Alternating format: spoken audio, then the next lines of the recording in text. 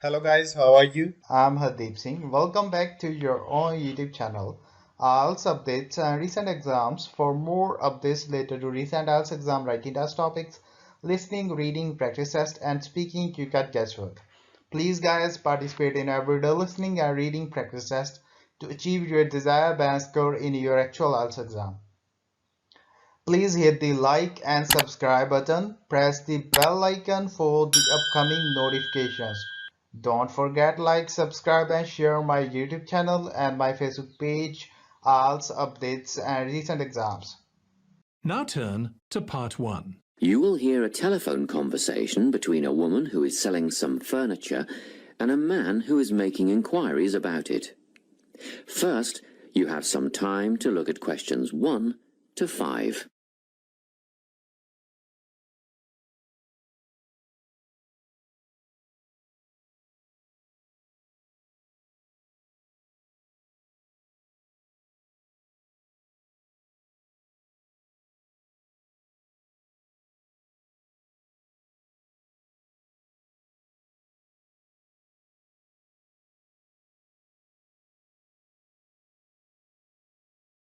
Now we shall begin.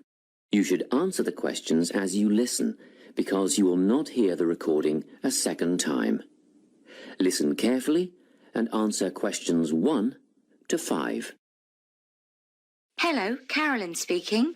Hello, my name is Lincoln Faraday, and I'm ringing to see if you still have the bedroom furniture that you advertised for sale. Yes, there are 3 items left. 2 bedside tables and a dressing table. Oh, good. They're just the items I'm after. Tell me, what's the construction of the bedside tables? I mean, what are they made of? Well, they're a matching pair and they're made of wood. But the wood has been painted. It's not brown anymore. It's been painted cream. I see. Each table has a shelf and 2 drawers.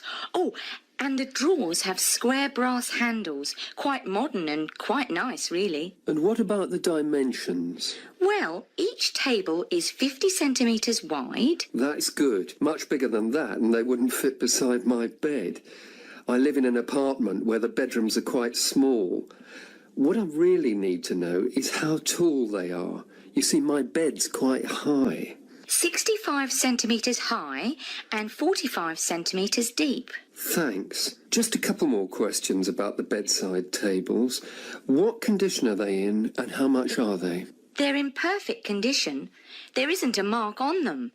I had them painted professionally, you know, so the finish is much better than you'd normally expect. As for how much, I think £15 each would be fair, but I'll only sell them as a pair, so that's £30 all up. Before you hear the rest of the conversation, you have some time to look at questions 6 to 10.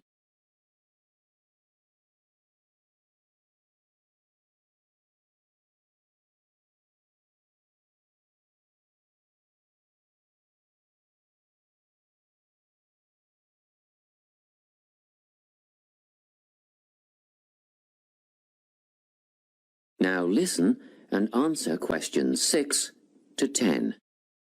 Now, can you tell me about the dressing table? Yes, it matches the other tables in colour and style. Good. How many drawers does it have? 5 altogether. The bottom 2 drawers hold more as they're deep. And the dimensions? How wide is it? That's all I need to know. It wouldn't be more than 1.5 meters, would it? Well, just under actually. It's 1.25 metres across. Does it have a mirror? 3. Sorry? It has 3 mirrors, you know, a central one and a narrower one on each side. And they're all adjustable. I see. And the overall condition of the dressing table? Well, it has a couple of scratches on the surface, but it's still in good condition, so I'm asking £50. Could I call round and have a look later today? What time were you thinking of? In about half an hour. Oh, yes, that's fine. By the way, my name is Carolyn Klein. It's on the gate at the front of the house. Klein. Is that Kline? That's right. And I live at 19 Domain Road. Did you say the main road? No, Domain. Domain. Road. That's just off Ashgrove, isn't it? Yes. See you soon then. Yes, in about 30 minutes. That is the end of Part 1. You now have 1 minute to check your answers to Part 1.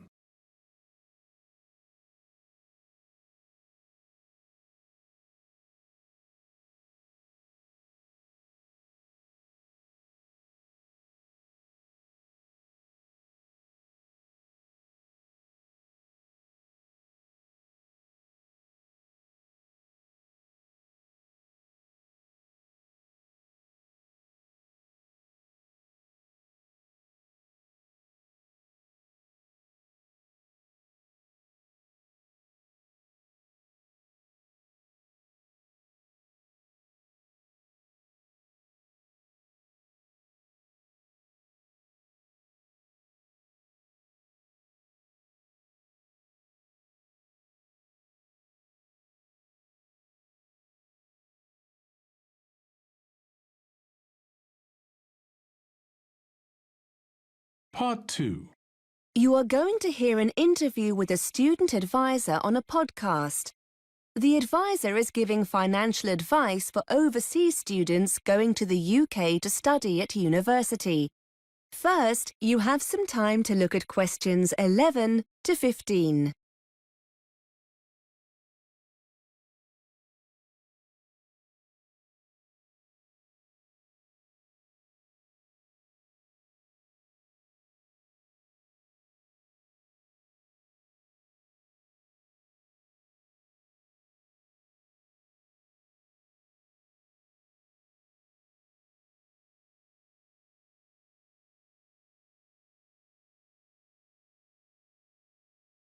Now listen and answer questions 11 to 15.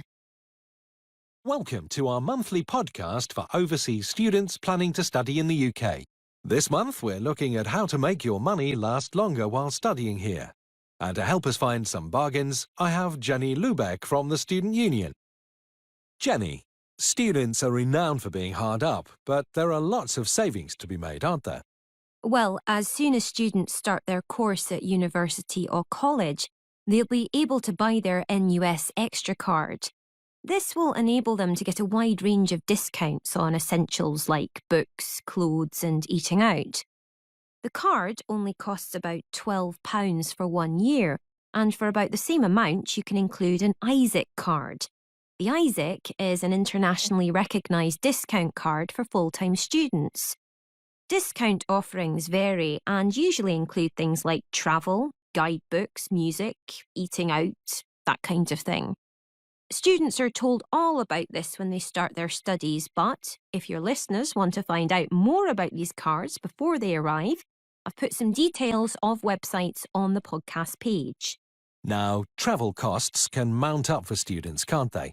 I know the Isaac card is useful here, but are there any other things students should be aware of?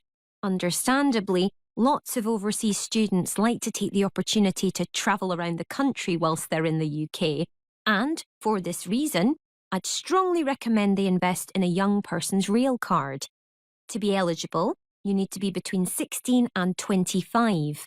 Mature students over the age of 25 can also apply, so long as they're in full-time education. You can buy a 1-year or 3-year card, and it gives you a third off rail journeys across the UK. The card also gives you access to competitions and things like theatre discounts and holiday offers. At the moment, a 1-year card costs £28, and it's £65 for a 3-year card. Before you hear more of the interview, you have some time to look at questions 16 to 20.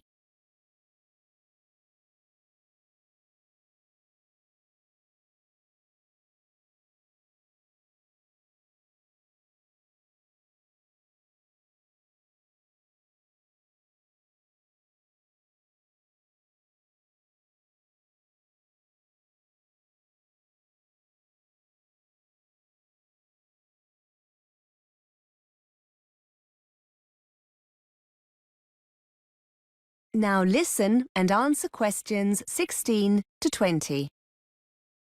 And what about buses? As well as the rail card, it's also more than likely the local bus operators will offer discounted bus travel with their own travel cards. These aren't aimed specifically at students, but can still save you a lot of money if you use the buses regularly. You can usually get these cards for a week, a month, a term, or a whole year, with bigger savings the longer the period.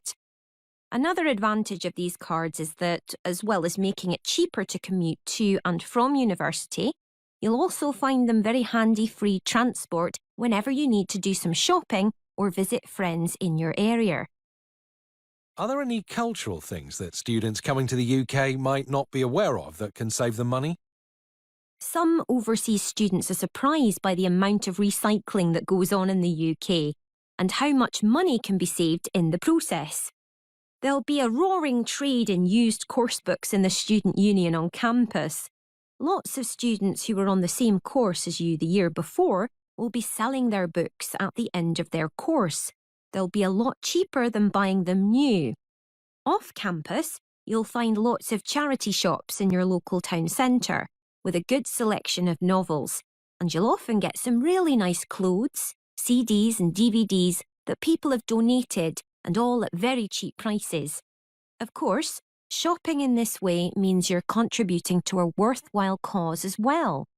And check your local paper frequently for car boot sales. Car boot sales are a very British style of market, where private individuals come together to sell home and garden goods. In fact, they're a great way of recycling some of your own unwanted stuff and can help you make some money in the process. Finally, there are websites and mailing lists where local people offer up items they no longer want for free, as long as you agree to collect them. That is the end of part 2. You now have 30 seconds to check your answers to part 2.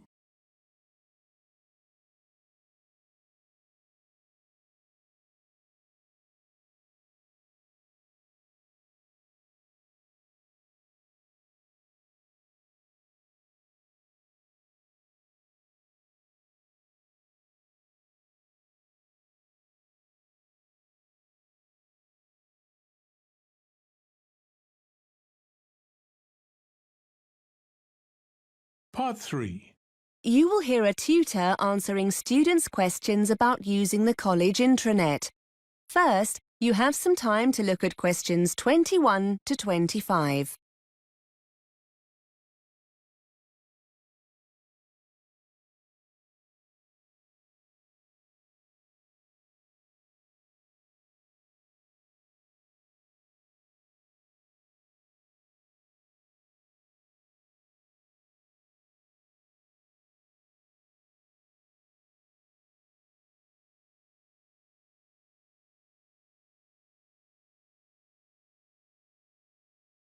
Now listen and answer questions 21 to 25. Hi, everyone. I know you have lots of questions about the college intranet. My inbox is full of messages. I thought it would be quicker and more useful to come in and talk to you rather than respond to all the messages. I'm happy to answer, or try and answer, any questions you have about how to use it when we'll be making things available online.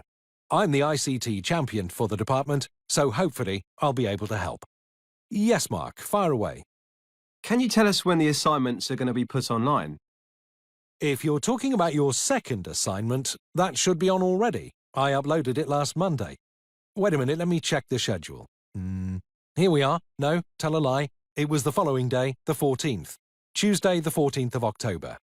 Have you logged into the intranet yet? No. If the assignment's there, I'll download it after we've finished. Are you putting all the assignments up? Yes, I've been waiting for your subject tutors to email them to me. As soon as I have them all, I'll put them online. There's a deadline of the 24th of November. All course assignments need to be online by then. That's college policy for all staff, so they'll be there then for sure. Will there be anything else? Timetables, trip information, that kind of thing?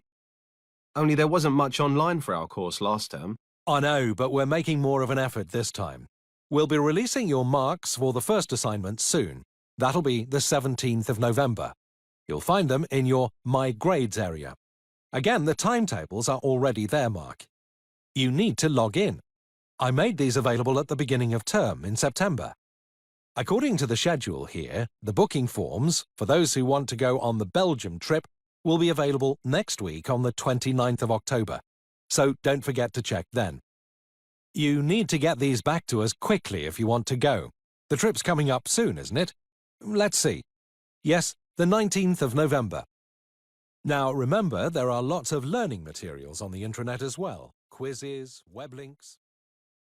Before you hear more of the conversation, you have some time to look at questions 26 to 30.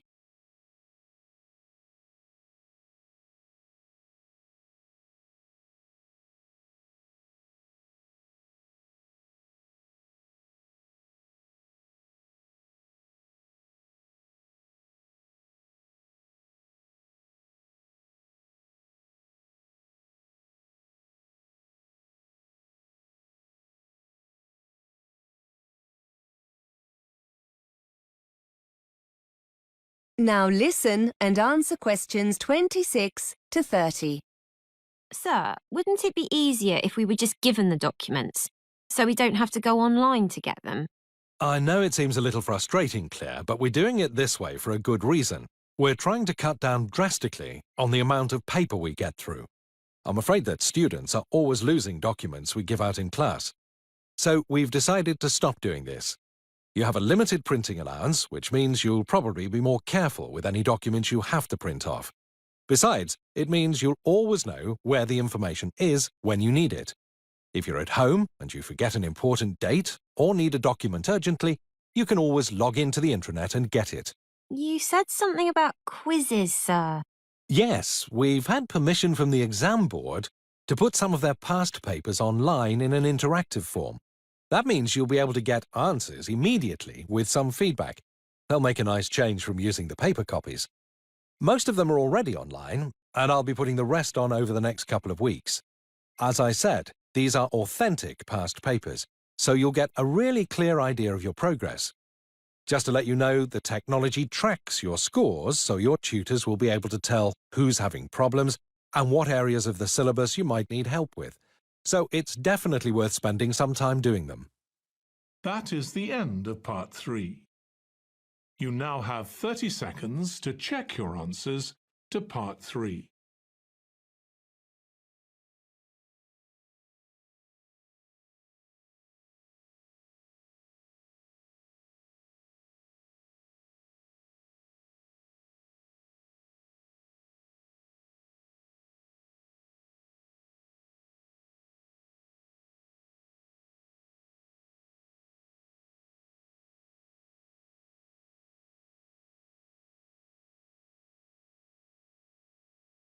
Part 4.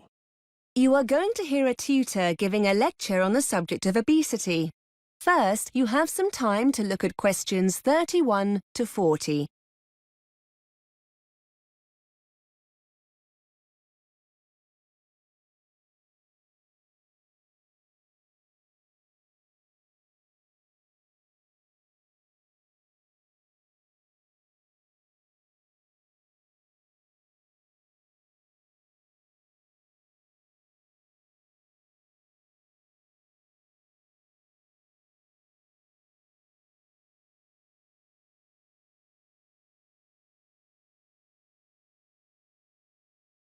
Good afternoon.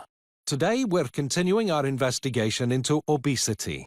We've looked at several factors causing obesity, including lack of exercise and a general sedentary lifestyle, and the role the media plays in promoting the consumption of high calorific food.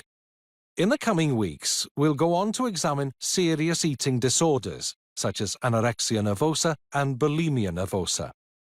The decline in formal eating times within the family and the subsequent increase in the degree of snacking that takes place have had a significant effect on obesity. Today, we're going to turn our attention to an example of this, what has been termed emotional hunger or emotional eating, as opposed to the consumption of food to satisfy a physical need. Studies have uncovered how our emotional state can lead to us eating more than we physically need. It was originally believed that negative emotions brought on through depression or anxiety were the main cause of this. But it is now acknowledged that positive emotions can have a similar effect on our eating habits. Not everyone is susceptible to emotional eating, and even those who do suffer have highly individual symptoms. However, there are common themes.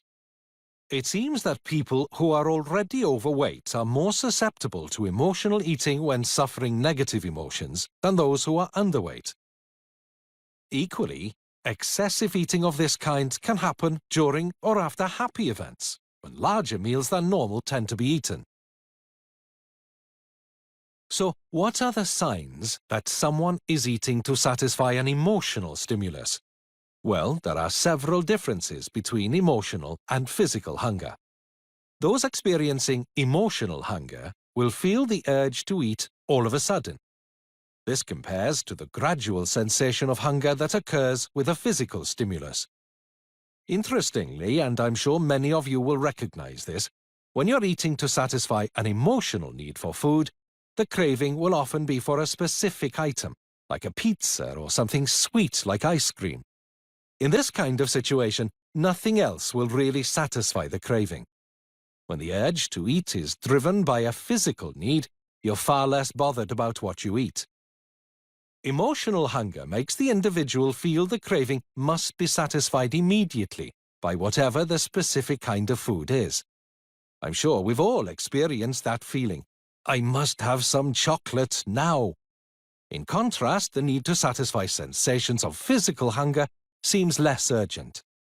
Emotional eaters will carry on eating even when they're full. A person eating to satisfy a physical hunger will be more likely to stop.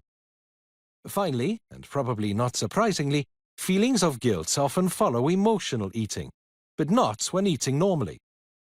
This has serious consequences for those working with patients suffering with obesity. One way to deal with this is to educate sufferers into understanding the different symptoms of physical and emotional hunger, and to try to help them identify the pressure points during a typical day when daily stresses occur. Being conscious of one's eating habits is the first step in dealing with the problem. That is the end of part 4. You would now have 10 minutes to transfer your answers to the answer sheet. So guys, don't forget like, subscribe and share my YouTube channel and my Facebook page. IELTS updates and recent exams. For more updates related to recent IELTS exam writing test topics, listening, reading, practice test and speaking, you got guesswork. Please guys, participate in everyday new IELTS listening and reading practice tests to achieve your desired band score in your actual IELTS exam. For more IELTS material, visit my official website www.ieltsupdatesandrecentexams.com. The link is given below in the description. If you need PDF files of latest IELTS material, then please join my Telegram channel. So guys, please write your score below the comment section. Again, thanks for listening. God bless you all guys. Stay tuned, stay safe.